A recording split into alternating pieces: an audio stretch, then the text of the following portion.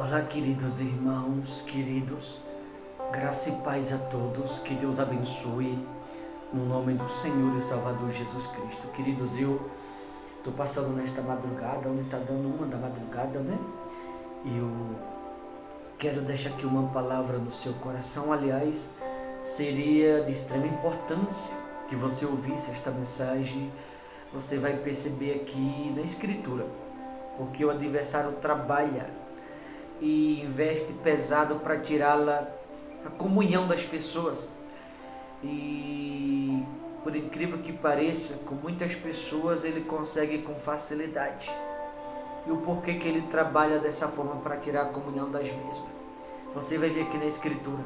Por isso seria importante que você ouvisse, até porque vivemos uma época onde há tantas pessoas depressivas, pessoas que tentam se matar com as próprias mãos, pessoas que muitas vezes somem sem dar notícia a ninguém, pessoas que se trancam dentro de um quarto, não tem força para se levantar, pessoas que não têm força para se livrar, para se libertar dessa maldição chamada depressão. Você vai ver aqui quais são os meios que o adversário usa e o que fazer para se livrar do mesmo, no nome do Senhor e Salvador Jesus. Evangelho de Mateus, capítulo 27, versículo de número 3, diz assim: Então Judas, o que o traiu, vendo que Jesus fora condenado, tocado de remorso, devolveu as 30 moedas de prata aos principais sacerdotes e aos anciãos, dizendo: Pequei, traindo sangue inocente. Eles, porém, responderam: Que nos importa? Isso é contigo.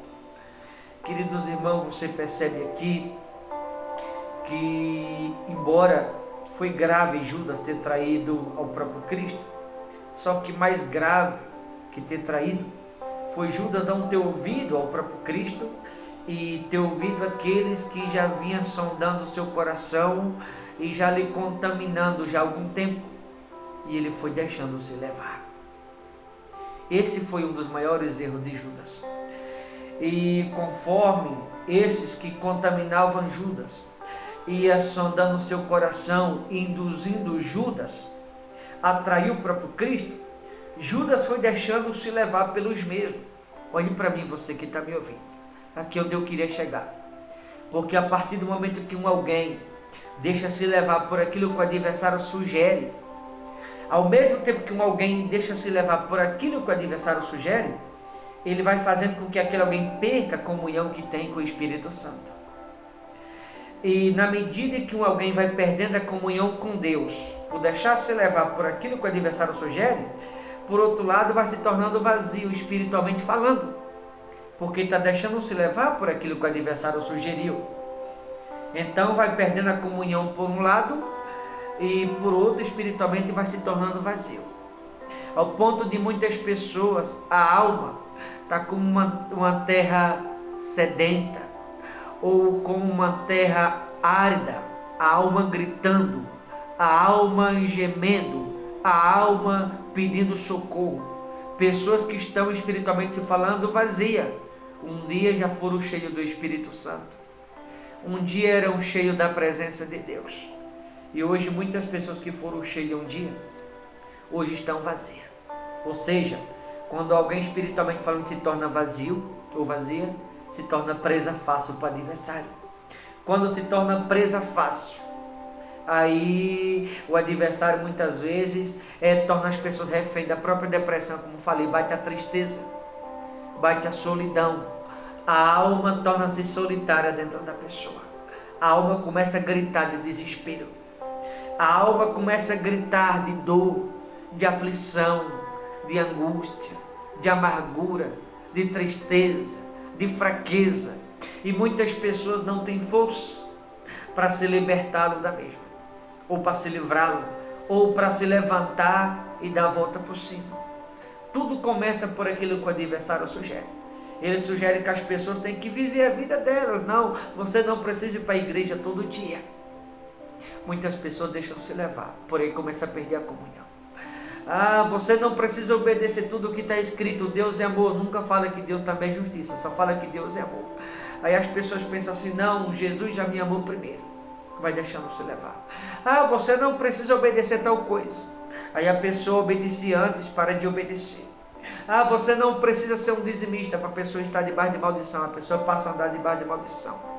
Ah, você não precisa fazer isso ou aquilo, não precisa deixar de viver a sua vida, de curtir, de frequentar os lugares que você gosta, se vestir como você gosta. E muitas pessoas vão deixando se levar. E ao mesmo tempo que aquele alguém vai deixando se levar, o adversário vai tirando a comunhão, fazendo com que elas percam a comunhão com Deus. E ao mesmo tempo que alguém vai perdendo a comunhão, espiritualmente vai se tornando cada vez mais vazio. Quanto mais vazio alguém tiver, mais presa fácil se torna.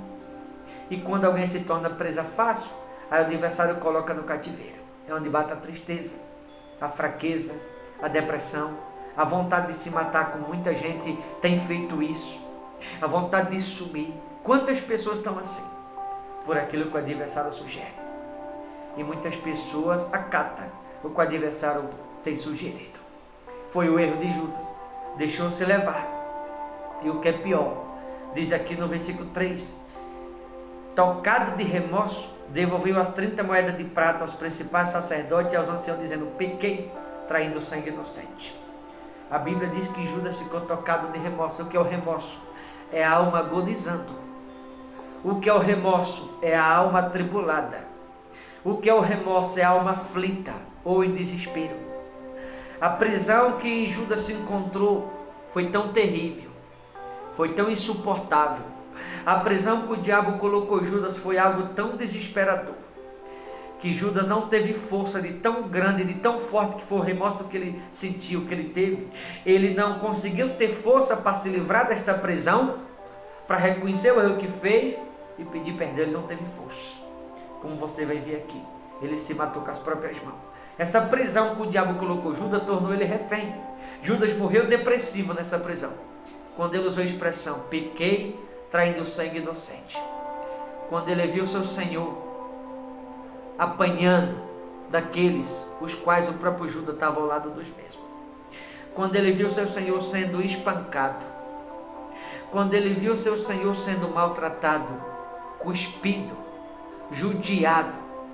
Quando ele viu a forma como estavam tratando do seu Senhor, a alma de Judas começou a agonizar. Aquilo ficou atribulado dentro dele, bateu desespero. E aí Judas olhou para aquela situação e se deu conta do tamanho do erro que ele tinha cometido. Aí ele usa o termo no versículo 4, pequei. O plano até então não era aquele. Era necessário que ele traísse para a escritura se cumprir, mas não da forma como aconteceu. Pequei traindo sangue inocente. Que coisa pior de que você condenar alguém inocente, alguém que não tem nada a ver com o teu problema. Que coisa pior de que você entregar alguém inocente para ser morto. A alma de Judas ficou desesperada dentro dele, aflita, agonizando. Ele ficou tão tocado de remorso. O remorso foi algo tão desesperador, foi algo tão insuportável dentro de Judas, que ele não teve força para sair dessa prisão.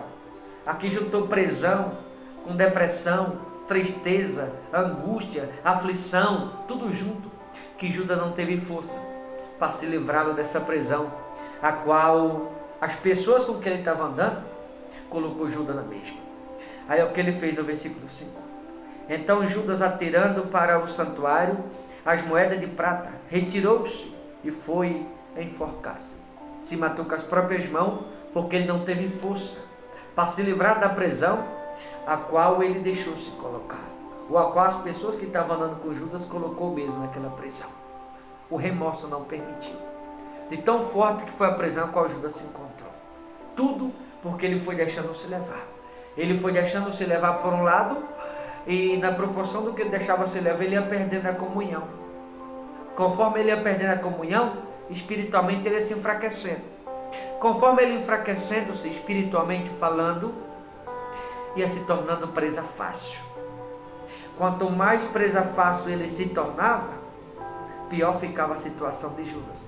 Chegou o ponto que o remorso foi tão forte que ele não conseguiu mais se livrar da prisão a qual as pessoas que estavam com ele haviam colocado. Então você que está me ouvindo do outro lado, que você possa vigiar, porque tem tantas pessoas depressivas, queridos, pessoas que estão na presença de Deus e elas nem percebem. Aliás, os pregadores, muitos, nem se dão conta que muitas pessoas que choram hoje em dia dentro da igreja, alguns pensam, óbvio, tem aqueles que é porque são cheios realmente do Espírito Santo, mas há muitas pessoas que estão dentro das igrejas de chora, não é porque elas estão cheias do Espírito Santo, é a alma pedindo socorro. Aliás, eu aproveito para fazer esse alerta, é a alma gritando por desespero. São pessoas que estão precisando de ajuda.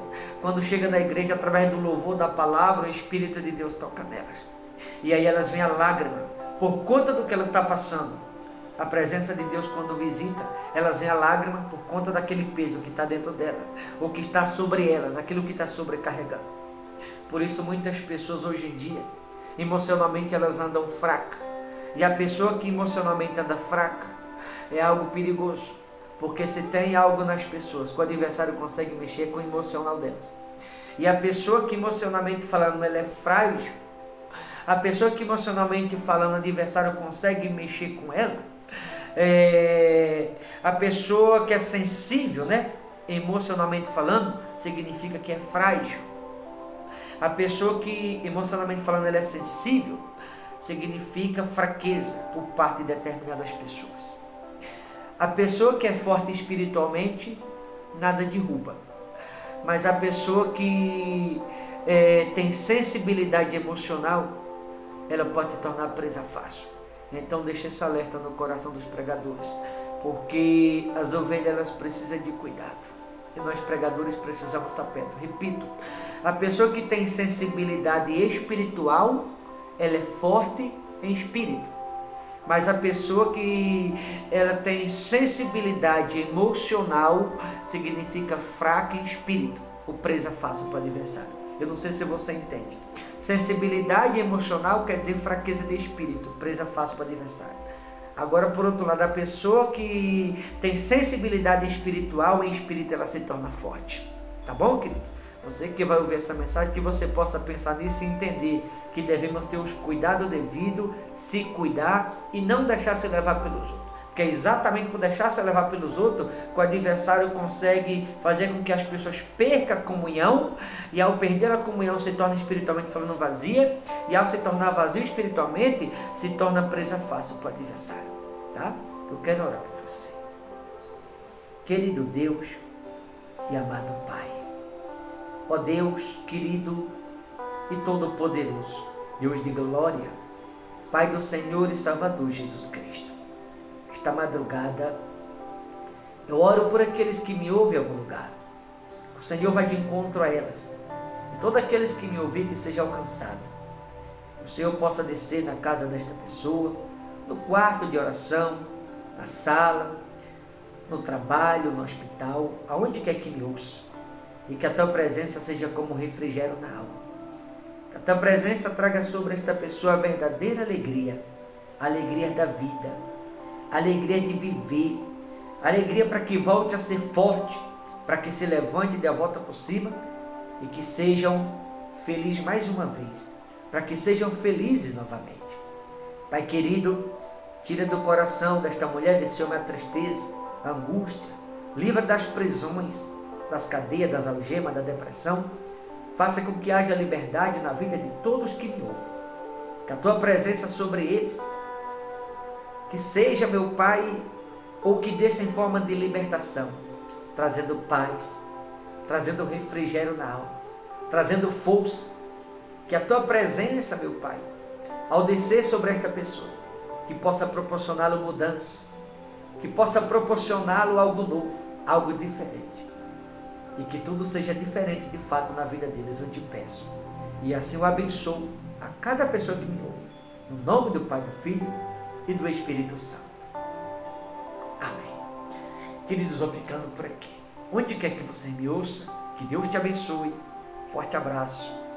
Até a próxima no nome de Jesus.